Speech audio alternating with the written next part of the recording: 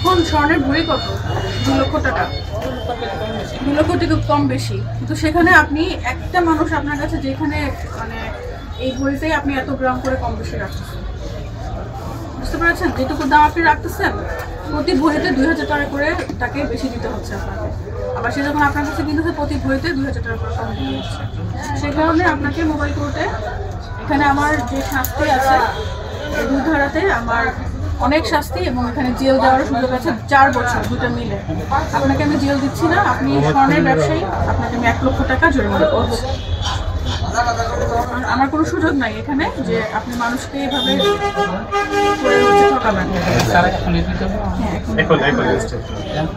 অনাদায় হচ্ছে আইন অনুযায়ী যেটা, আপনি যদি টাকা এখনই আদায় না করেন তাহলে আপনার এখানে এসে জেল, যদি টাকা এখন আদায় করেন তাহলে আর জেল। আপনি যেমন ব্যবসা করেছেন আপনার নিয়ম কানুন জেনেই ব্যবসা করতে হবে।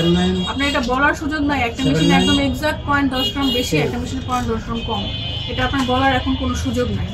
কারণ আপনার কথা হচ্ছে যে আপনি যখন মেশিনটা এনেছেন আপনার মেশিনটা ক্যালিব্রেশন করে একটা সেজন্য আপনাকে কিন্তু ওই যে বেস্টিয়ার যিনি কর্মকর্তা আছেন উনি কিন্তু আপনার কাছে প্রথমে সার্টিফিকেট, সার্টিফিকেট মানে যারা ক্যালিব্রেশন করে আপনাকে সার্টিফিকেট থাকলে আপনার দায় নাই যে আপনাকে ক্যালিব্রেশন করে দিয়ে গিয়েছে দিয়ে দিলে সেটা দেওয়ার সুযোগ নাই। আর বললাম তো এখানে 4 বছর জেল দেওয়ার সুযোগ ছিল, আছে আইনে আছে। আপনাকে তো জেলে তো আমি দিই নাই, আমি তো আপনাকে জেল দিই নাই না। এখানে সেটিকেছে না দরদামের কোনো বিষয় ঠিক করে ফেলি, ঠিক করে ফেলি। 1 লাখ টাকা 1 লাখ দিছে, এটা সরকারি টাকা, এটা হচ্ছে সরকার আপনাকে দিয়ে যাবে। এখানে যে 1 লাখ টাকা অ্যাপ্লিকেশন এরকম যে স্টিকার এটা হচ্ছে সার্টিফিকেটটা আইনে এটা দোকানেও রাখতে পারবেন।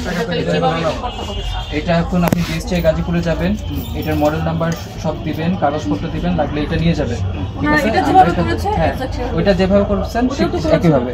কারণ ওটা তো এই বছরই করছেন আপনারা, মার্চেই করছেন।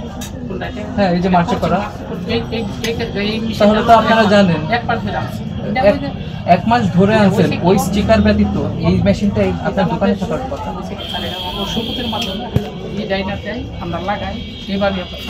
হ্যাঁ ওইভাবে করে ফেলবেন এটাও, কিন্তু ওইটা ব্যতীত ওই সার্টিফিকেট ব্যতীত এই জিনিস দোকানেও রাখতে পারবেন।